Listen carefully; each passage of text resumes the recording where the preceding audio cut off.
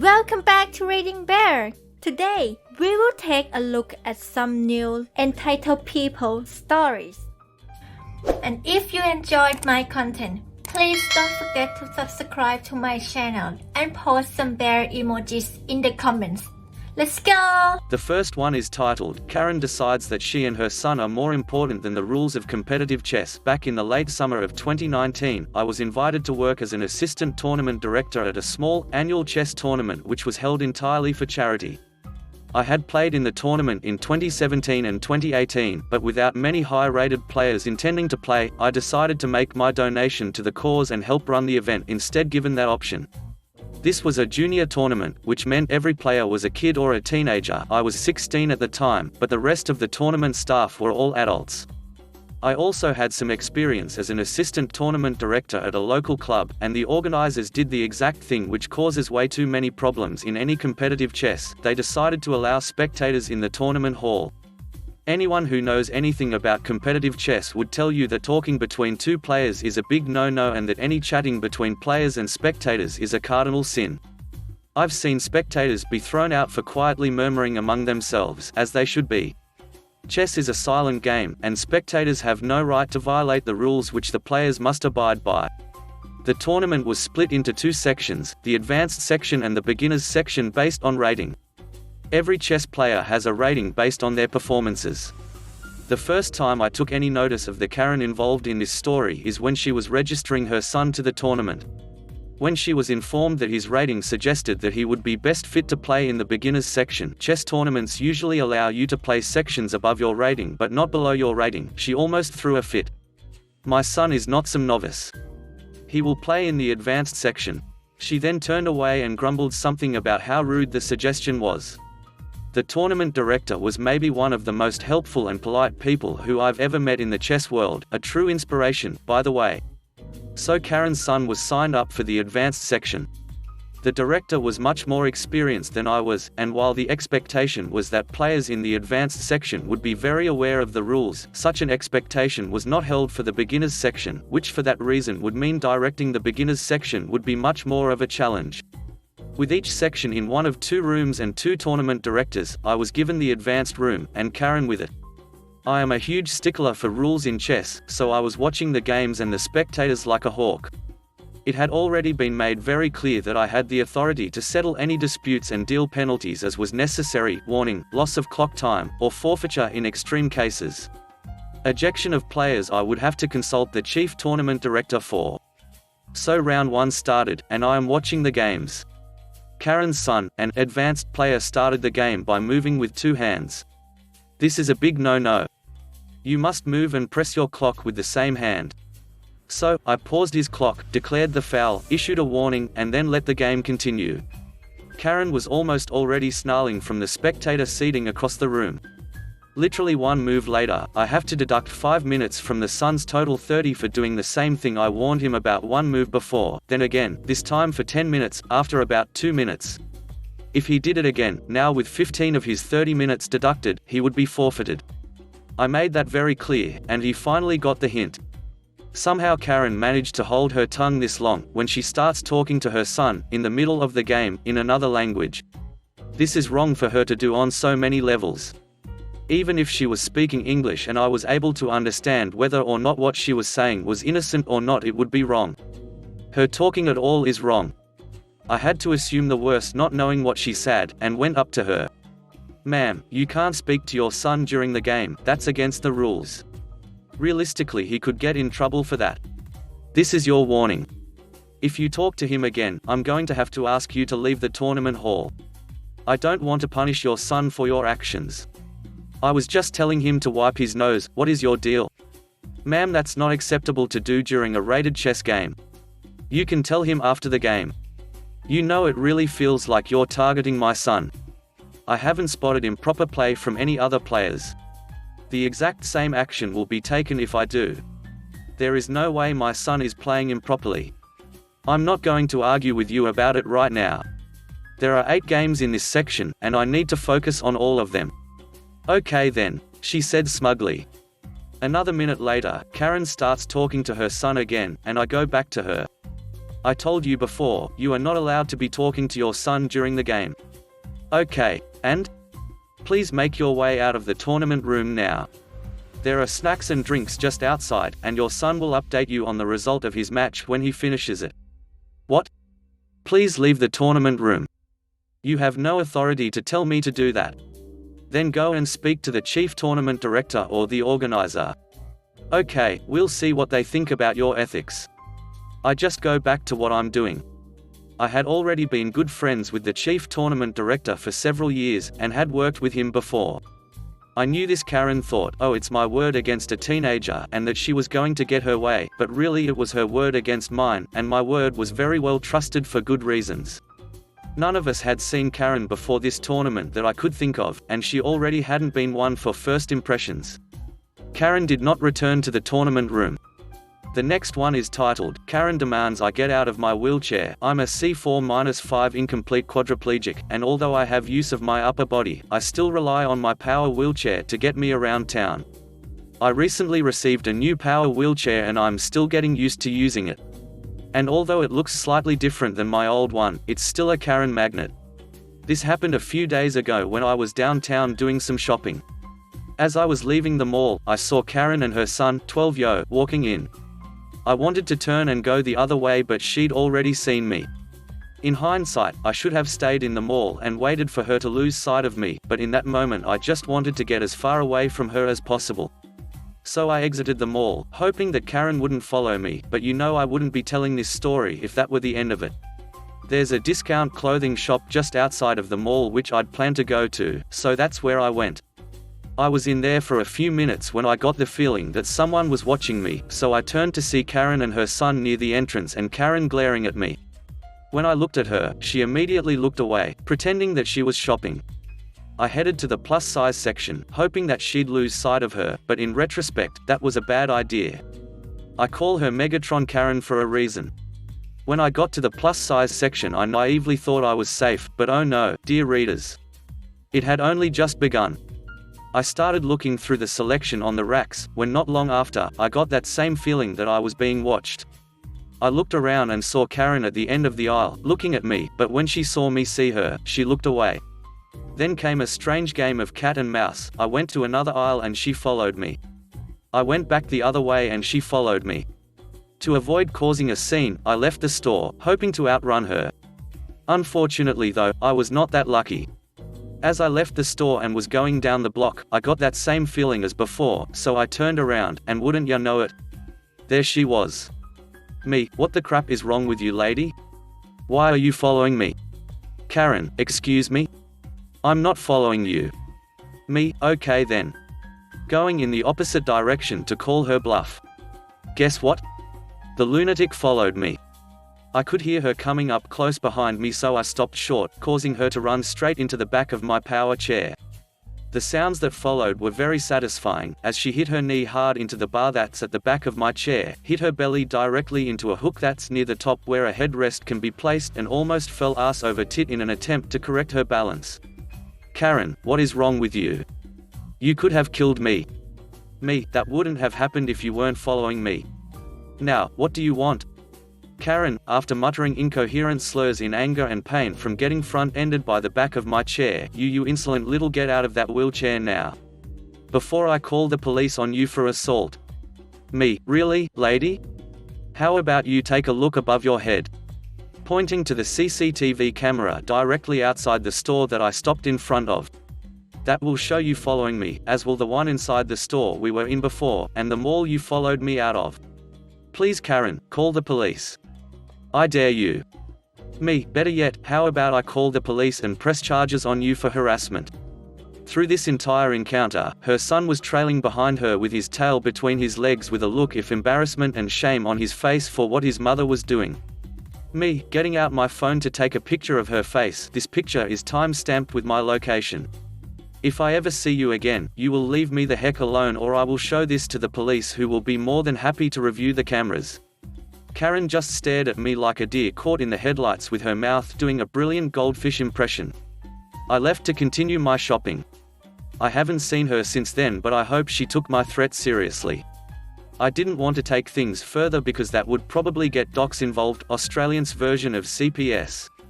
But if anything else happens, I'll be sure to post it. The next one is titled, You're Blocking the Drive-Thru. This happened earlier today. I drive a cement mixer and was just getting done pouring a drive-thru for a new Chick-fil-A going up in the area. The drive-thru is fresh and wet cement. There are construction fences all around, but the main building structure is completed. The fences all say, Stop, construction staff only, except for one that has a Chick-fil-A coming soon sign. I'm washing down the truck when I hear loud honking, not thinking anything of it as I'm in a shopping center. I keep washing the inside of the truck down. I then hear more honking and look over to the front to see a Karen M with her head out her window, full Karen haircut, then screaming, Move out of the way. You're blocking the ducking drive-thru. I see she has 2 empty car seats in the back and a sticker in her window saying babies on board. I'm glad her kids weren't in the car when this happened. I'm not a fan of cussing. I came down off the ladder to go and explain that it isn't open yet. As I walk toward the car, she starts moving her car closer to me. She is now about 2 feet from the front of my truck. My truck is back to the building. I keep thinking, how exactly does she expect me to get out? As I get to her window, I let her know nicely that the Chick-fil-A location is not open yet and inform her that she will need to move back so I can move my truck from the fenced-off area. M is having none of it. M is adamant that I move my truck out of the way so she can get into the drive-thru. Well, I tried, I thought. I asked her to move her car back so I can move my truck out of the fenced area. Once again she refused to comply and started beeping her horn again. I've had it. My truck horn, for those who don't know what one sounds like, are very very loud. If you're too close they can scare you and even give you a ringing in your ears. As she was refusing to move and constantly honking her horn, I decided to show her mine. Honk honk. Honk honk. And I started to move forward. M moved her car back quickly. She must not have checked her mirrors or blind spot because she backed up into a stop sign that was about 75 feet away. Of course M got out and came over to start blaming me for her own actions. I forced her to back up into the sign. I am 100% at fault for her car damage and I rushed her car so she had to avoid me by backing up as fast as she could. I love this one. M called the police soon after. The site foreman saw the entire event but he doesn't speak much English and likely already had to deal with various people trying to get into his site, so he just sat back and watched until the police arrived. We each told our stories and of course M made hers sound like it was a life or death situation where she was a kind woman just trying to make it to the new Chick-fil-A for lunch and I was blocking it just to be cruel to her for no reason of her own. That without warning I charged her vehicle and forced her to rush and back into the stop sign. The officer came over and asked if it was true. I replied, no sir. I have a dash cam with audio, you can see if you could play the file on a computer. Lucky for me our foreman offered his laptop. M's story fell apart quick. The officer's face turned to a frown that I swear could have made the Pope feel guilty. He walked over to her, went straight to his handcuffs and began to read her rights to her. M was charged with obstruction of justice, reckless driving and misuse of 911. As she was being placed into the back of the police charger, I saw a man coming over with a 2-child stroller that had 2 babies riding in it. The officer explained the situation to him and he honestly didn't look surprised. He seemed to just nod and walked quietly over to the car, took pictures and unloaded his kids with the stroller and left. I feel bad that he had to go through that, but I'm under the impression that it wasn't the first time she has done something like this. I didn't press charges but I reported everything to my company for their discretion too. I feel like I've ran into more and more of these forms of people since Woeward began. The next one is titled, My Entitled Dad and the Horrific Night. Ugh, so I'm pissed. Like real pissed. So pissed that I came back here. Yesterday wasn't great for me, and today wasn't exactly any better. What a better place to go than, well, here? Story 1, Antidepressants and Spying. Recently I've been having some doctor's appointments for my antidepressants. I don't tell my dad about it because of how he acts towards the idea of me taking them to be happy. He believes I should go outside and get a ducking job rather than relying on those poop-tea drugs. I'm 18 at the moment, almost 19, and Woeward stopped me from getting a job, so I'm currently still living with both my parents. Unlike my dad, my mum was the one who set me up with the appointment so I could get my drugs sorted out. My dad knew nothing about this, for the best. It was just my mum and I. Due to me being a student still, I'm allowed free antidepressants until I'm out of college, so I feel very lucky in this regard.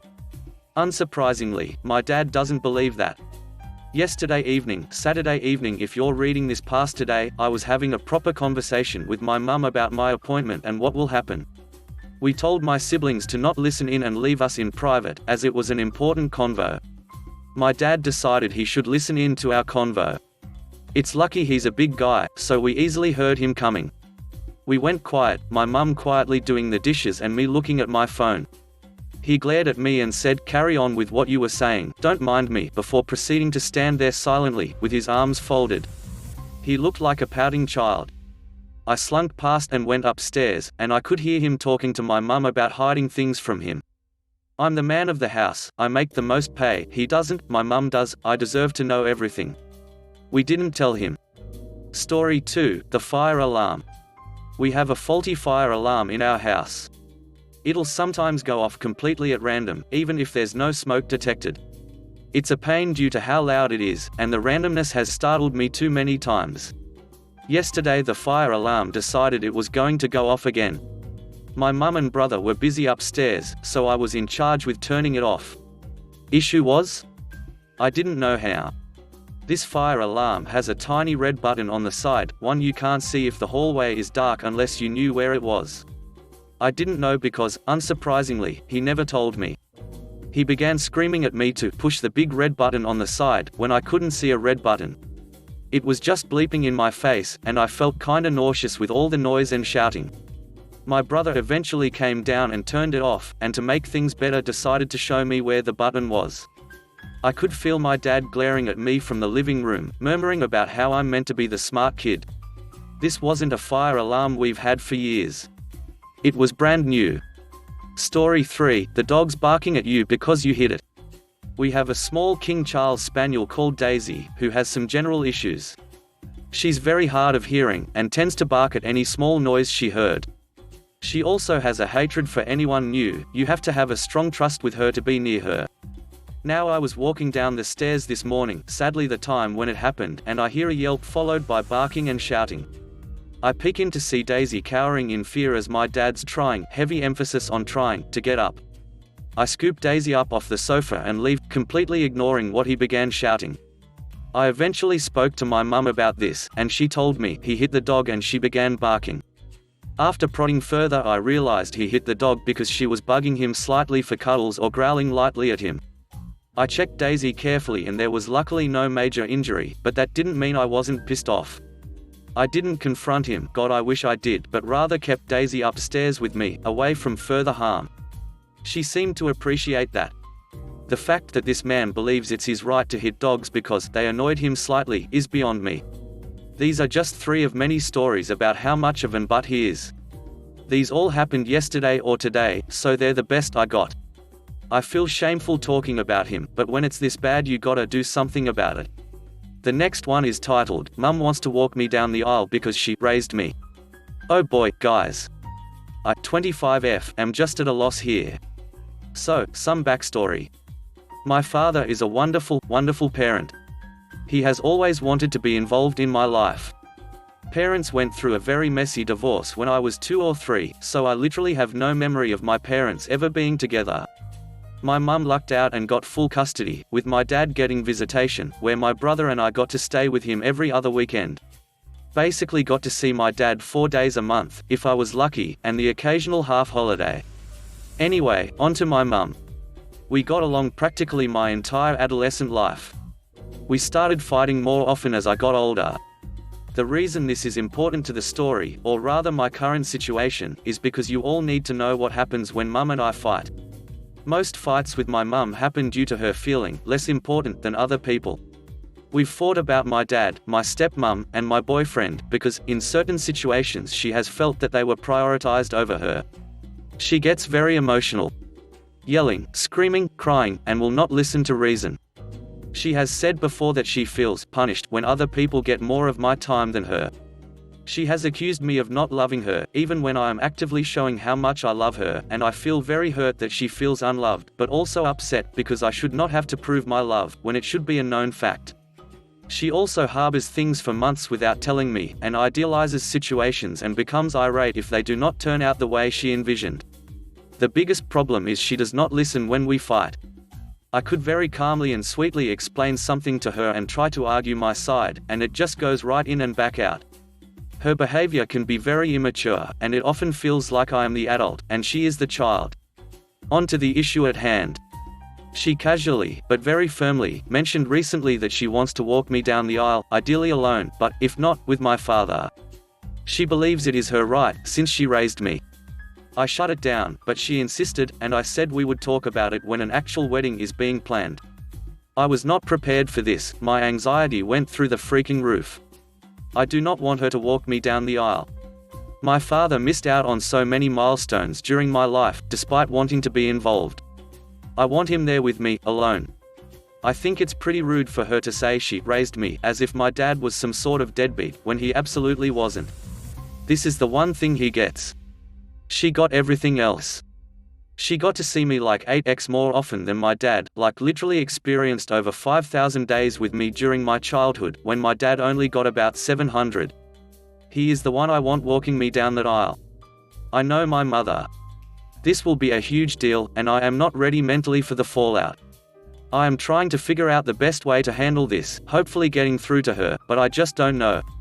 My boyfriend and I have been dating for many years, and intend to get married eventually.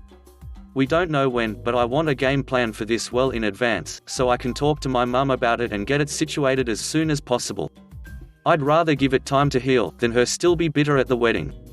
And I do want her at the wedding. And I want to go dress shopping with her.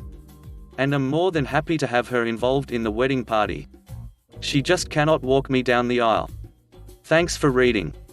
The next one is entitled Apple Doesn't Fall Far from Entitled Tree, which also didn't fall far from another entitled tree. So context: my grandmother, my mum's mum, is a rather crazy individual who has clearly played favorites with her kids and grandkids and even great-grandkids, and she has never ever tried to hide it. For my mum's childhood, grandma's favorites were my aunt and uncle. My mum was the black sheep out of the three. Jump forward to when all of her grandkids exist. Her favorites are my half-brother, who she insisted on adopting because she thought that my mum wouldn't be a fit parent, even though my mum was an acting parent to her older brother and younger sister, and my cousin, my aunt's daughter. My cousin and I are 2 years apart. I'm the older out of the two of us. Well, even though my mum had to be a parent to her siblings, my grandmother still managed to spoil my aunt. My aunt spoiled my cousin the whole time she was growing up. Got her any toy she wanted. If she got bullied in school, she was either switched to a different school or she got homeschooled. My grandmother helped with the spoiling. She made my cousin anything that she wanted to eat. One holiday season, my aunt and cousin came over to my family's home. My aunt and mum were in the kitchen doing holiday baking. I joined them cause cookie dough. My cousin was in the living room jumping on the couch like she had been doing the whole night whenever the adults left the room. She had been told multiple times not to because she might get hurt or break something, but she kept doing it. You all see where this is going. She knocked over a lamp that was on a side table next to the couch, and from the kitchen my mum, aunt, and I hear the sound of lamp falling and breaking. When we all came in, my cousin tried to blame me, but as I said, I had been in the kitchen with my aunt and mum. So my mum spanked my cousin for ignoring house rules and jumping on the couch, causing the lamp to get broken. My cousin then tried to tattle on my mother to my aunt, and for this one instance my aunt went, "You were told not to do something because it could lead to something breaking, but you did the thing anyway. You got what was coming." Couple years later, most days my grandmother had to watch my older siblings and I while my mum worked most of the day. Parents divorced by this, and my grandmother would bring my cousin with her. One day when I was getting ready for school, my cousin asked if she could play with my Legos while I was at school. I said no, because she's always had a tendency not to respect other people's belongings, so logically I didn't want her playing with my stuff while I'm not around. But when I said no, she went running to our grandmother to tattle on me for owning my own toys. Our grandmother then went, "Well, spoiled grandchild, if he doesn't want to share then we'll just get you your own," in that entitled person, guilt trip tone. Fast forward to after school, I get home and went to my room to drop off my backpack and take off my shoes. As I turned to leave my room, I noticed that the shelf where I normally kept my Legos was empty. I checked the storage box and there's everything in it, completely disassembled. I mean, the tires off the wheels, even the Lego minifigs were pulled apart. I stormed out to the living room mad and yelled at my cousin. She shouts, "I didn't do it." This wakes up grandmother and she asks, "What's going on?" I explained and my grandmother goes, "She's been out here with me the whole day." Grandmother always falls asleep when she's sitting in front of the TV, even back then, and has always had horrible arthritis to the point where we had to do certain things for her. So I know it had to be my cousin, since she was the only one awake and literally the only one who could have pulled the pieces apart. Now fast forward to just last year, my mother and I helped my aunt and cousin move and I screwed up my shoulder even more than it was at the time to help them. We let them stay with us for a while and the whole time they were here they had bouts of rudeness. My cousin was supposed to be sharing my room with me, 2-bedroom apartment. I have a loft bed and a recliner in my room. I have a hard time sleeping in silence, so I usually have music going at a volume that is loud enough for me to hear in my room but can't be audibly heard as anything other than a mumble outside of my room. Our whole childhood my cousin would throw fits whenever I was over because she'd want to have the TV on while sleeping, most often Nickelodeon with the George Lopez show reruns going, and at the place she, her mum, and our grandmother shared she'd sleep with her laptop on her bed playing music. Yet here in my room she suddenly couldn't sleep with any noise going whatsoever. She'd sit out in the living room with her mum until sometime after midnight and I'd go to because I had classes the next day. She'd sneak in and would turn off the music. Some nights she'd shake my bed in the process of turning off the music. Each time she turned off the music, I'd wind up having nightmares because sudden silence and I have abandonment issues for whatever reason. So after about 3 or so nights of this I had enough and started playing music and I hid the remote. This time when she came in she tried to turn off the music but couldn't find the remote, so she got mad and started yelling about it and stormed out to tattle to her mother about how rude I was being. Which woke up my parents, so they got mad at me because they were still half asleep and only knew my cousin's side of things. I had to sleep with Bluetooth earbuds in, the kind that have a cord going from one earpiece to the other around the back of the neck, for 2 weeks, even though my cousin started sleeping out in the living room with her mum. Fast forward a couple of weeks, I had to have surgery on my left shoulder because helping them move did in fact aggravate an injury from high school. So since my cousin was no longer sleeping in my room, I was using my recliner to sleep since I couldn't use my ladder. I had to be positioned in a way where I could use my right arm to pick things up easily since reaching from my right to my left side caused pain. My cousin comes in one day, like a day or two after my surgery, and says in a condescending tone, "Why do you have the recliner positioned like that?" So I groggily waved my right arm around and pointed at my left shoulder and the sling that the arm is in. Fast forward, I know a lot of fast forwarding, please bear with me, a couple more days to after my mum had a surgery, like a week give or take after mine. My mum needs me to go to the kitchen to get her some painkillers for her surgery-related pain. I go to the kitchen and my cousin groans about the light and my aunt goes, "Do you have to do that right now?" in the snide kind of tone, you know, that we're more important tone, and I go, "Yes, mum needs a painkiller," and my aunt goes, more of an angry yell, "Well, my daughter and I are trying to sleep out here and we can't since you turned on the dang kitchen light." So my mum limps out to tell her sister to knock it off. Then my aunt gets defensive and starts yelling about how they're just trying to sleep and he came out there all loud and turned on lights and was the one being rude. So my mum tries to calmly say, "No, he came out here quietly to get me painkillers because I woke up due to the foot that I just had surgery on having a cramp." Then my aunt yells, trying to be defensive, and tries to point the blame at my mum and I, at which my stepdad gets fully woken up. He partially woke up due to my mum crying out in pain, and he storms out to the living room and goes off yelling. He's over 6 feet tall and has a deep voice, so it can be scary when he yells at them, mostly my aunt, about we, out of the kindness of our hearts, invited you two to come stay in what little free space we have in our apartment. And yet, for the past few weeks you two have been doing nothing but disrespecting us and taking advantage of our good nature, and I am sick of it. You either start respecting your sister, your nephew, and me, or you can get the heck out of our apartment and find another space to freaking crash. And then he stormed back to his room to try and go back to sleep. I gave my mum her pain meds and went back to my recliner while she stayed up to talk to her sister. Fast forward, last time, my aunt and cousin went to visit my grandmother a few weeks later, and when they came back they said that they were going to move back in with grandmother. They packed their stuff so fast that they were out by the end of the next day and left items behind. Long story short, if you have family that has taken advantage of your good nature before in the past, don't trust them thinking that they won't take advantage again. Just because they're family doesn't mean that they won't do repeat bad behavior.